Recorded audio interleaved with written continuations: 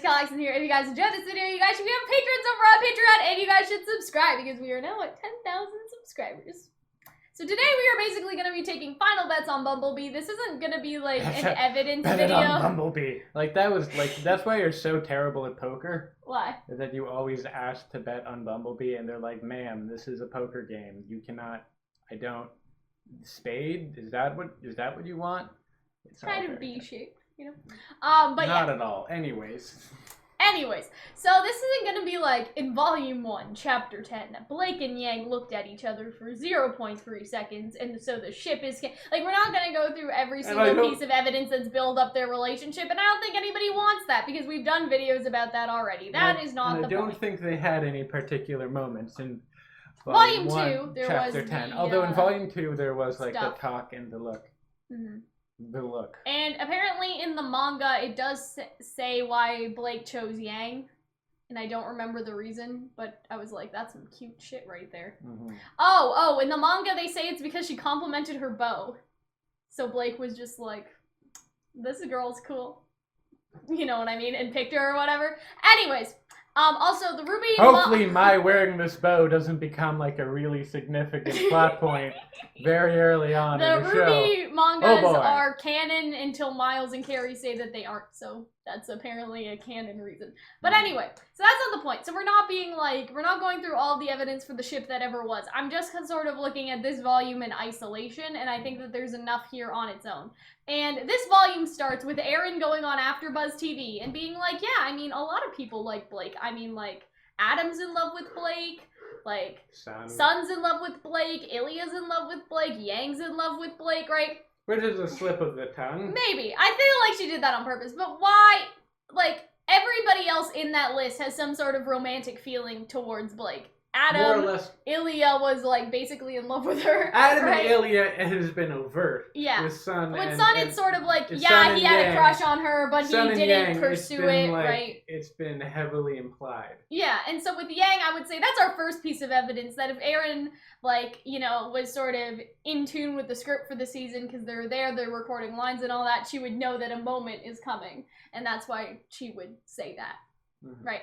So that's the first thing. And a lot of people are like, well, the voice actors don't know anything. And I'm like, they still have to voice the lines, though. You know what I mean? And so if there's a line that tells her that, that's what she would say, right? And so that's the first thing. The second thing is in Wizard World Chicago, or whatever the convention's called, somebody was like, hey, are there going to be more gay characters? And Barbara was like, yes. And obviously that could refer to Saffron and Tara, but Aaron starts losing it, like, in, like, the corner. She starts laughing, and I doubt that she would have that big of a reaction just for the side characters. I mean, we were excited about it, so she could have still been excited, but I would argue there's more than meets the eye.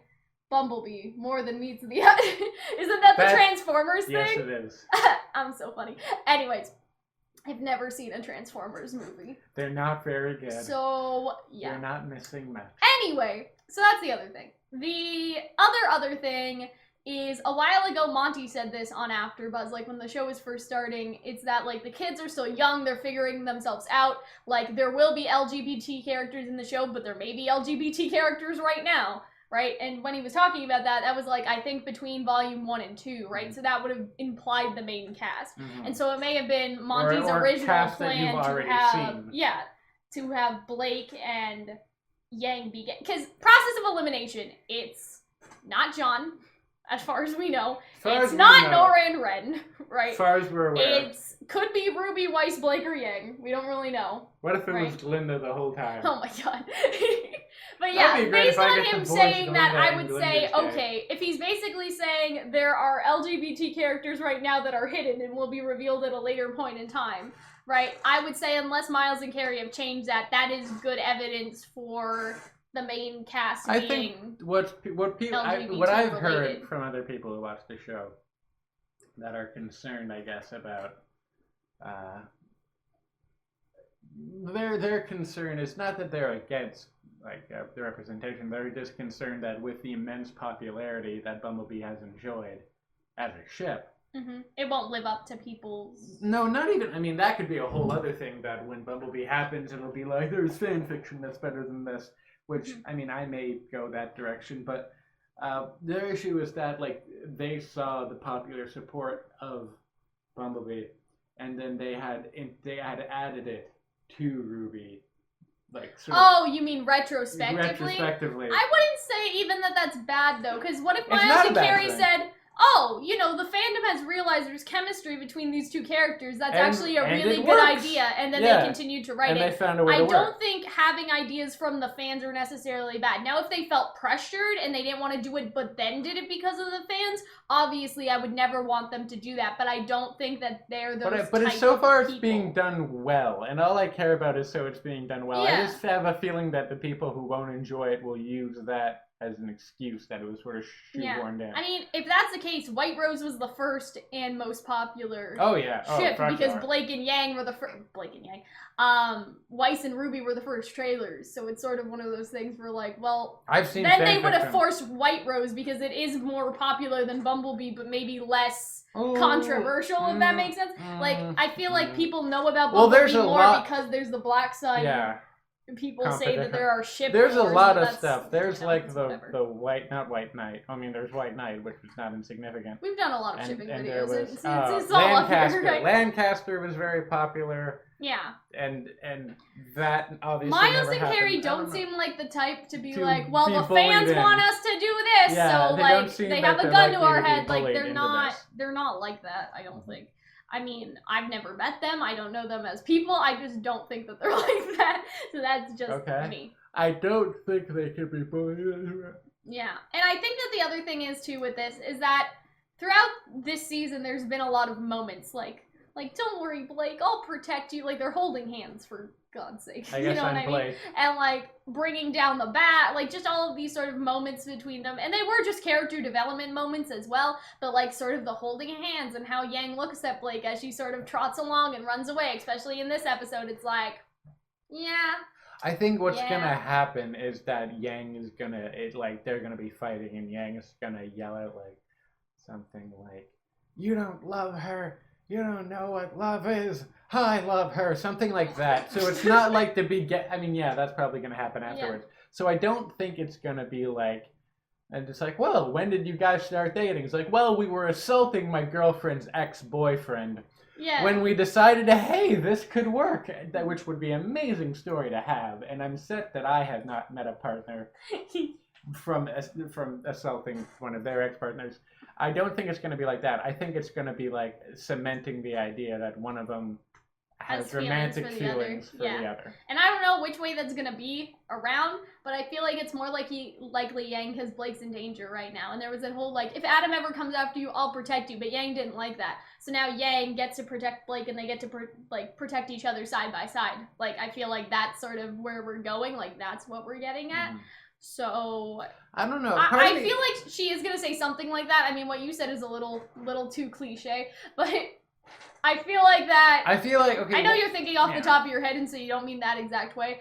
But I think in Beauty and the Beast, what basically happens is because at this point, Adam is both the Rose and Gaston. Like it doesn't seem like he's the Beast anymore, and that has sort of transferred over to Yang because Gaston is the sort of obsessive romantic, and also we made a video on how Adam represents the enchanted rose. And it's sort of one of those things where it's like the point of Beauty and the Beast is that Gaston's a real monster, even though he looks handsome, even though he doesn't. No. But, you know, that's none of my business, okay? If you have a Gaston kink, like, that's none of my business. But, you know. Honey, can you do it tonight?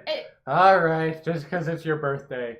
No one fights like Gaston. I just imagined that's what someone's sex life looks like. So, anyways, my point is basically is that I feel like in Beauty and the Beast what happens, like, I don't remember the lines exactly, but like Gaston's like, who could love a beast like you? Like he just like goes after, like he has a go at Beast, and Beast is just like, oh, I'll protect her because I love her. Like, he just says kind of something like that. I think he doesn't talk for most of it, though. But he's like, bells, and all of that stuff. And then he gets whacked. He gets whacked. He gets stabbed or whatever. Yes, yeah. He gets whacked. And so I feel like that we're nearing Beauty and the Beast territory where it's like, yeah, Adam is the rose because that's what brings Belle and the Beast together. It's the enchanted rose. It's sort of like this representation of love and a curse and all of that sort of stuff. And so, yeah, I feel like if Blake is supposed to be Belle, then Yang being the Beast makes the most sense, because it's sort of her anger and all that stuff that Blake also sort of sees.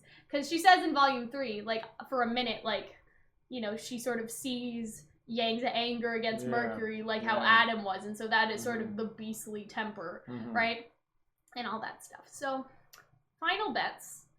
I do think it's gonna happen. I'll say that with some confidence. It may not. They're not gonna make out on screen. I don't think. But I think that after they beat Adam, there's gonna be a like some sort of like there's gonna be big hug some and then kind some of sort of acknowledgement. kissy acknowledgement. Yeah, and so it may not necessarily be physical, but it may be more like a love confession.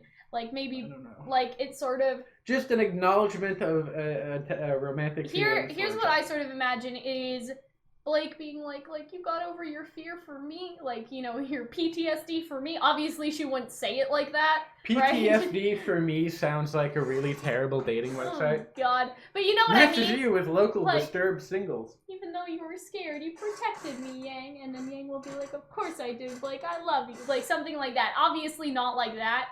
Like, maybe more clever and more in-character lines. But basically that is the gist, or that is the sentiment, that Blake is sort of proud of Yang because she knows that Yang is still scared of Adam, but she risked her life for Blake anyway because she loves him. Yeah. You want to have my cliche? Sure. I feel like maybe Blake's gonna be knocked out.